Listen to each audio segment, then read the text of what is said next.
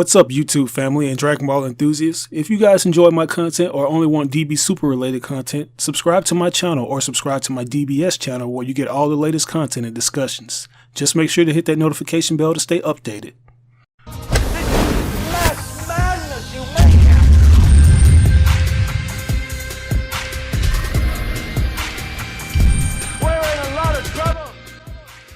Okay, so check this out. Since my episodic Dragon Ball Super channel has hit over 300,000 subscribers, I feel it's time to crank things into full gear and hit you guys with a new video segment. I'm gonna try to bring you guys this content on a consistent basis, but you have to rate the video and share it if you want it to continue. Now, this content isn't gonna replace the review/discussions that have been as stable on this channel. You can just think of it as an add-on. So today we're going to be breaking down the mysterious world of Dragon Ball Heroes, because for the most part that's a DB related thing that's kind of just there. Like, fans see it but they don't necessarily know what the hell is going on in the various cutscenes or whatnot. So I'm going to go ahead and take the initiative to give you a brief synopsis on the character origins, backstory, and plot, because Dragon Ball Heroes has this weird story element that sort of ties into the other streamlined video games like Dragon Ball Xenoverse and the cancelled Dragon Ball Online, which is pretty much a catalyst for all these alternative universe titles. But anyways, DB Heroes has become infamous for introducing what-if characters and scenarios. Like, you might see characters perform transformations that have never been seen in any of the canon shows or manga. It's pretty much a deviant artist's wet dream, but for the most part everything that you see is mainly used to promote merchandise, because this is an arcade machine game we're talking about. And there's like an ongoing seasonal thing where it'll use characters from main Dragon Ball Z source material like Dragon Ball Super to draw in newer fans. Unlike the other Dragon Ball Z games I mentioned, Dragon Ball Heroes features a spin-off manga that gives the viewer an in-depth look at some of the characters. And the first character we'll be looking at today is Xeno Goku. Xeno Goku, or Goku Xeno, is technically Goku from an alternate timeline, but for the most part his history is pretty much the same as the main Goku we see in Dragon Ball. The only exceptions being that the movie events in Dragon Ball GT that we know aren't canon to the main series are basically set in stone for Goku Xeno's backstory. What's interesting about Dragon Ball Heroes manga is that it essentially explains some of the things we didn't see in Dragon Ball Xenoverse, like how Trunks was recruited as a time patroller. I won't get into that story too much, but if you want me to, let me know in the comment section down below. But anyway, shortly after the Supreme Kai of Time, Koronawa, recruits Future Trunks to lead the Time Patrol to fight the Time Breakers. She summons the strongest warrior from Trunks' memories to have him assist Trunks for a limited time, and that warrior just so happens to be Goku. Now, what's ironic about this is before she summons Goku, Trunks had already seen the demon god Demigra, who's said to be the biggest threat to Toki Toki City.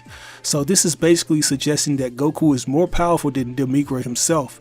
And here's the kicker. Goku was only capable of transforming into Super Saiyan 1 the last time Trunks saw him. So this isn't even the Buu Saga version we're talking about here. This is like the Cell games Goku, so take of it what you will.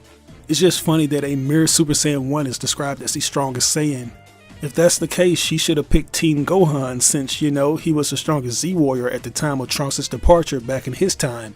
But anyways, Xeno Goku has a lot of similarities to his main counterpart, but there are stark differences that you might not notice if you're not paying attention. The obvious differences would be the cut-off sleeve trench coat like Gi with the black shirt and slacks. He also carries the power pole, which we haven't seen him use in years. But Xeno's most distinguishable difference is his hair.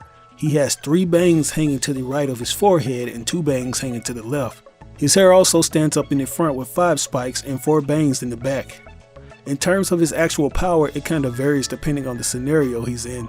Like, since this is a version of Goku who's been dropped into different parts of a history, he's gonna experience certain power-ups during his missions. For example, there's this moment where Xeno Goku goes toe-to-toe with a souped-up version of Kid Buu while he's in base form. Mind you, we're talking about a post-Android Saga Goku here. A mere slap from Kid Buu would knock out even that of a Super Saiyan 2 or 3. So that kinda pissed me off a bit. But the Supreme Kai of Time fixes this issue where she essentially explains how she can manipulate the flow of time in the patroller's training room. Like, what feels like a year could be 3 days in this room. And you can't help but compare that to the hyperbolic time chamber, which instead of taking 3 days to equal a year, it only takes 1. Like, 1 minute of real time is approximately 6 hours, 5 minutes, and 15 seconds in the chamber. We also know the temperature tends to fluctuate rapidly the further you go in. The only downside to the hyperbolic time chamber is that you can only train in it for a year, but it seems like the room the Supreme Kai of Time provides is probably limitless. I mean, she did say that she manipulated the time to 3 days, so this could probably be changed to any dilation she or the trainer wants it to be changed to. And plus, we don't know how the gravity is within that room. So I'm just gonna assume that whatever this training room is, it's probably 10 times more effective than the hyperbolic time chamber. But anyways, all the physical feats that you've seen in all the animated cutscenes are probably a result of this training. Now, I have to give credit to Toyotaro, who's the writer of this manga by the way, because he does take time developing the characters before throwing a shitload of power-ups at us. Around the time Goku Xeno goes in his first mission, he's only tasked with fighting Frieza at the climax of the Namekian saga. That's a pretty easy mission even if Frieza's infused with the Dark Star Dragon Ball. And it takes a while for this version of Goku to transform. I'm not sure if it's because he can handle most of his opponents at base form or he doesn't want to screw with the time too much. If I remember correctly, in one of the later chapters he mentions that the Supreme Kai of Time had forbade him from turning into Super Saiyan 4 because apparently it would screw with the time. And it's kind of funny because it's like they're alluding to the fact that GT isn't really a part of the main canon and anything from it could risk ruining what's already been established in the comics. I'm trying to wrap my mind around why he simply couldn't just go SSJ 2 or 3 if that was the case. The main times we actually see him get an increase in power was through fusion of some sort, like this one instance where the Supreme Kai of Time lent her Potara earrings to him and Vegeta to form Vegito. And even then he doesn't bother going Super Saiyan because we've essentially seen what Vegito can do in his base form against characters like Super Buu. And as I mentioned earlier, this version is on a whole different level compared to the original. For example, in chapter 6 of the Dark Demon Realm mission, Kid Buu absorbs Dabura and becomes Demon God Buu. Mind you that this version of Dabura had previously acquired a new power that made him so fast that he held such a speed advantage over base Goku Xeno that it appears to him that Goku is not even moving. And in the game he's able to match Super Saiyan 4 Gogeta blow for blow in battle. So if you combine the power with an already super infused Kid Buu, you have a character that can compete on the same level of the contenders from the Tournament of Power in Dragon Ball Super. As far as Xeno Goku's other transformations are concerned, you have to take them with a grain of salt. Like the Dragon Ball Heroes manga doesn't really have that much material compared to the actual arcade game.